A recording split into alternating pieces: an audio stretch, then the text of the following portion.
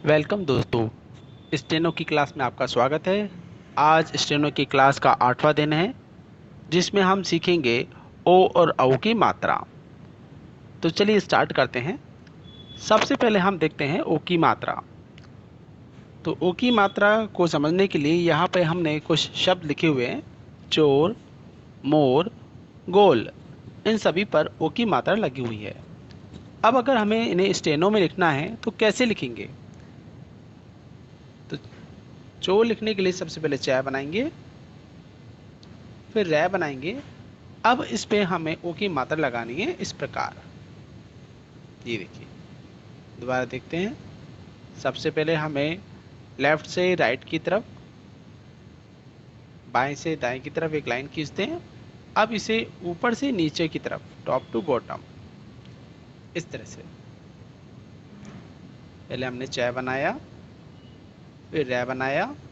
अब मात्रा लगाएंगे यहाँ पर इस तरह से। स्टेनो में आपको ध्यान रखना है कि पहले शब्दों को लिखा जाता है और उसके बाद में मात्रा लगाई जाती है। मोर लिखने के लिए पहले मैं लिखा, मैंने रै बनाया और मैं पे उ की मात्रा, ये बन गया मोर। मैं बना के, रै बना के, मैं पर उ की मात्रा।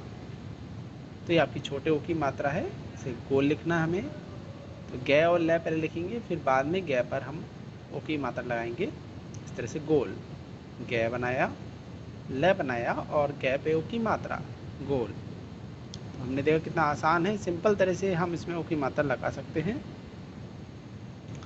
इसके बाद हम देखते हैं औ की मात्रा हम कैसे लिखेंगे। यहाँ पर समझने के लिए 3 शब्द दिए हुए हैं, कौन और मौन। अब इन शब्दों को हमें स्टेनो में लिखना है। तो स्टेनो में हम इसको कैसे लिखेंगे? तो पहले क्या बनाया, फिर नै बनाया। अब कै पे हमें लगानी है ओ की मात्रा। तो ओ की मात्रा कैसे लगाते हैं? सबसे पहले हमें राइट टू लेफ्ट एक लाइन खींचनी है, उसके बाद टॉप टू बॉटम। दोबारा देखते, कै, नै और कै पे मात्रा। पहले ओ बनाया, और लिखने के लिए पहले हमने ए बनाया और रै बनाया। अब ए पे हमें ओ की मात्रा कैसे लगानी है? इस तरह से, ये बन जाएगा और।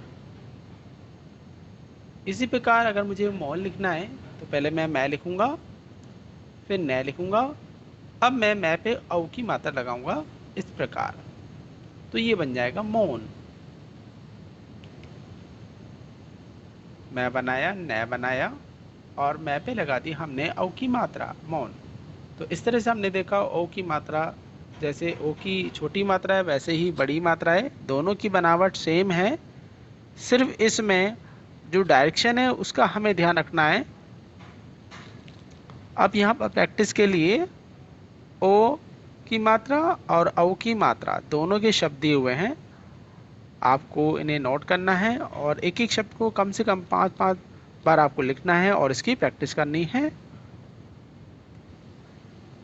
यहाँ पे कुछ और मिश्र शब्द दिए हुए हैं जिसमें पिछली मात्राओं का भी प्रयोग किया गया है, तो इन्हें भी आप नोट कर लीजिए और इनका भी बार बार आप अभ्यास कीजिए। वीडियो अगर पसंद आया तो प्लीज़ लाइक करें, सब्सक्राइब करें। Thank you.